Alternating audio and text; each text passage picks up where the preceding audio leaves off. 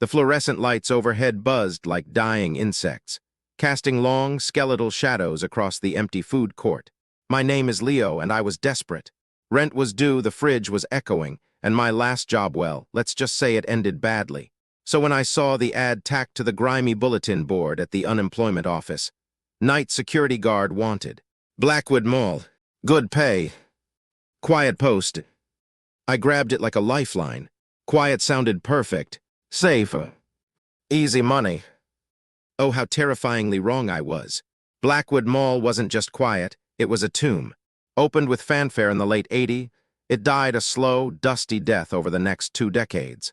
Anchor stores became cavernous shells, fountains dried up into concrete craters, and the once bright mosaic tiles were now grimy and cracked. My domain was the security office, a cramped room smelling of stale coffee, old electronics, and despair, filled with a bank of flickering monitors showing feeds from cameras scattered throughout the decaying complex. My boss, a man named Henderson with eyes like cold pebbles and breath smelling of cheap whiskey, gave me the rundown. Patrol the perimeter inside and out every 3 hours. Mostly just watch the screens. Nothing ever happens here. Just ignore the noises. Old buildings settle. He handed me a heavy flashlight and a set of keys that felt unnaturally cold. Sign in, sign out. Don't fall asleep. The first few nights were exactly as advertised, mind-numbingly dull. The silence wasn't peaceful, it was oppressive, thick enough to choke on. The only sounds were the incessant hum of the monitors, the occasional groan of ancient plumbing, and the skittering of unseen things, hopefully just rats, in the dark corridors beyond my door. I'd make my patrols, the beam of my flashlight cutting shaky paths through the profound darkness, illuminating abandoned kiosks still draped in faded cloth, skeletal escalators frozen mid-ascent, and reflections of my own pale, anxious face in grimy storefront windows. I'd return to the office, the glow of the screens painting my face blue, watching static images of empty hallways and deserted atriums. Nothing moved. Nothing changed. Then came night 7. I was slumped in the worn swivel chair, fighting off drowsiness, my eyes glazing over the monitors. Camera 12, positioned at the far end of the old Sunny Boulevard wing. A long corridor lined with derelict toy stores and a shuttered arcade, flickered. Not unusual, the wiring in this place was prehistoric. But then movement. A blur, low to the ground, darted across the screen near the entrance to Wonderscape Arcade. My heart jumped into my throat. A rat. A stray cat. It moved too fast, too deliberately. I leaned forward, squinting, my finger hovering over the rewind button on the ancient DVR system. Before I could press it, the figure darted back the other way. Small. Child-sized. My blood ran cold. Hello. I whispered into the radio, my voice cracking. Static hissed back. Henderson wasn't answering. Of course not. I replayed the last 30 seconds. There it was, a small, indistinct shape, pale against the dark carpet, vanishing into the arcade doorway. Impossible. The mall was locked tight. I'd checked every door myself an hour ago. Logic screamed rodent, but my gut twisted into knots. Something about the way it moved it felt wrong. Unnatural. I forced myself to breathe, rationalizing. Trick of the light. Dust on the lens. My tired eyes playing tricks. But the sightings didn't stop. They escalated. Night after night on camera 12. Sometimes on camera 8 overlooking the central atrium, that small figure would appear. Always fleeting. Always just on the edge of the frame. Never clear enough to make out details. Just a suggestion of a small body, often hunched over, moving with a strange, shuffling gait. It never appeared during my patrols. It only existed within the cold, electronic gaze of the cameras. I stopped sleeping during the day. I started jumping at every creak and groan within the office. The dread became a constant companion, a cold weight in my chest. I tried telling Henderson. He listened with that flat, pebble-eyed stare, took a long swig from the flask he kept in his desk drawer and grunted. Told you. Old building. Shadows. Rats. Or your eyes. Don't go seeing things, kid. This job pays too well to lose over an overactive imagination. His dismissal felt like a physical blow. Was I losing it?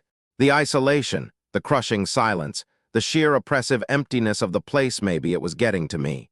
But the figure on camera 12, felt more real than the stale air I breathed. Then came the night that shattered any illusion of sanity. It was raining hard, the drumming on the mall's roof a frantic counterpoint to the monitor's hum. I was glued to camera 12, a sick fascination warring with terror. The figure was there again, near the arcade. But tonight it wasn't darting. It was standing still, facing the camera. The image was still frustratingly grainy, obscured by the low light and the rain-streaked skylight above that section of the corridor. But it was undeniably looking up. At me. Through the lens. At me. My breath hitched. I fumbled for the zoom controls on the DVR, my hands slick with sweat. The image jumped pixelated, then resolved slightly. The figure was small, thin. It wore pajamas, light-colored, simple. Its head was slightly bowed, long, dark, wet-looking hair hanging down, obscuring its face. Water dripped from the strands, or was it just the poor image quality? It just stood there, utterly still, staring. Then slowly, agonizingly slowly, it raised one small, pale hand. Not in a wave. It pointed. Down the corridor, towards the central atrium, towards camera 8. A command, an invitation. Terror, cold and absolute, locked my limbs. Every instinct screamed to run, to bolt out the door and never look back. But something else held me there, a morbid, terrifying compulsion. My eyes darted to the monitor showing camera 8. The atrium was vast, dominated by a dead fountain.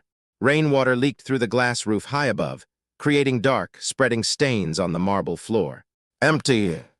Still. I looked back at camera 12. The figure was gone, vanished. Like smoke.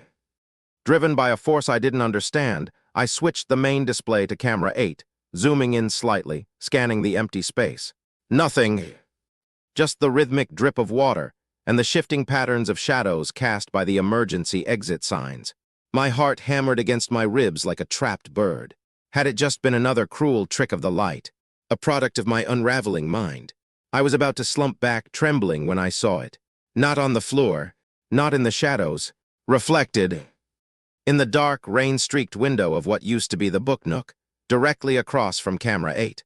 The glass was murky, distorted, but the reflection was clear enough to freeze the blood in my veins.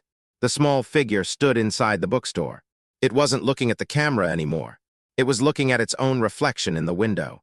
Its posture was different, hunched, shoulders slumped in a posture of profound, heart-wrenching sadness. And then it slowly turned its head, not towards the camera, but within the reflection, seeming to look directly out the window, directly towards the security office, impossibly far away. Directly at me. The hair, the posture, the overwhelming sense of crushing sorrow emanating from that tiny, distorted reflection. It slammed into me with the force of a physical blow, stealing my breath and replacing it with icy dread. Recognition, horrifying and absolute, dawned. It wasn't just a child. It was my child, my little sister Maya. Maya. Sweet, quiet Maya who loved picture books and hated loud noises. Maya, who drowned 3 years ago in the rain-swollen creek behind our old house. Maya, whose death I carried like a millstone around my neck every single day. The memory hit me like a freight train, that stormy night. The argument. She'd been scared, a bad dream. She wanted to sleep in my room. I was 16, annoyed, wanting my space. Go back to bed, Maya. Stop being a baby. I'd snapped, shutting my door harder than I meant to. She must have run. Out the back door. Into the torrential rain. Looking for me. Running away. We found her little slipper caught on the bank the next morning. Her body washed up miles downstream days later. Guilt, corrosive and all-consuming, flooded me, hotter and more terrifying than the fear. I hadn't just failed to protect her, I'd pushed her away. My last words to her were cruel. Stop being a baby. They echoed in the silent office now, a damning indictment. On the monitor, within the reflection on the bookstore window, Maya's image slowly raised her hand again. Not pointing this time, her small fingers touched the glass from the inside. Then, with agonizing slowness, she dragged her fingertip downwards, leaving a visible trail in the condensation or grime on the window pane. One line down, a short line across, another down. She was writing, on the glass, backwards, so it would read correctly in the reflection. My eyes, wide with horror and tears I didn't realize were falling, followed the path of her finger. One letter, then another. forming a word in the distorted reflection. S-O-R-R-Y. She finished the Y, her finger lingering for a moment. Then the figure in the reflection slumped. The profound sadness seemed to intensify, a silent wave of despair that crashed through the screen and into my soul. She turned fully towards me in the reflection, her face still obscured by the wet, dark hair. But the posture screamed apology, grief, and a loneliness that spanned the chasm between life and death. And then she was gone. The reflection showed only the dark, empty interior of the abandoned bookstore. The word sorry remained, stark and terrible on the rain-streaked glass, slowly blurring as droplets merged the letters into a watery smear. I don't know how long I sat there, staring at the empty screen, the distorted smear where the word had been. The rain drummed, the monitors hummed, the silence pressed in, heavier than ever, now filled with the phantom echoes of my own guilt and the unbearable sorrow of a lost child. My little sister, trapped, not angry, not vengeful, just profoundly, eternally sorry. Sorry for being a burden. Sorry for scaring me. Sorry for dying. The questions tore at me. I never went back. I left the keys on the desk, the flashlight beside them. I walked out into the rain, not caring where I went. Henderson's angry calls went unanswered. The pay didn't matter. Nothing mattered except the image burned into my brain. That small, hunched figure, radiating sadness, writing sorry on the glass from beyond the grave. It wasn't a ghost story about a haunted mall. It was a ghost story about my own failure, my own cruelty. The job wasn't quiet. It was a descent into the darkest chamber of my own heart, where the only haunting presence was the ghost of a sister I failed, apologizing for an existence that ended because I couldn't be bothered to show her kindness on a stormy night. That's the twisted part, the lesson that claws at me every single night when the world gets quiet. Sometimes the most terrifying things aren't found in the dark corners of abandoned buildings, but in the echoes of our own actions, reflected back at us with unbearable clarity. And the apology offered by the one we wronged, echoing from a place we can never reach, is a torment far worse than any scream in the dark. What haunts me isn't what I saw on the camera. It's the devastating truth it forced me to see about myself, and the agonizing, silent apology from a little girl I loved and failed, lost forever in the rain. I took a job as a night security guard. What I found on camera, it wasn't just a ghost. It was the shattered mirror of my own soul, reflecting back a sorrow that will never fade.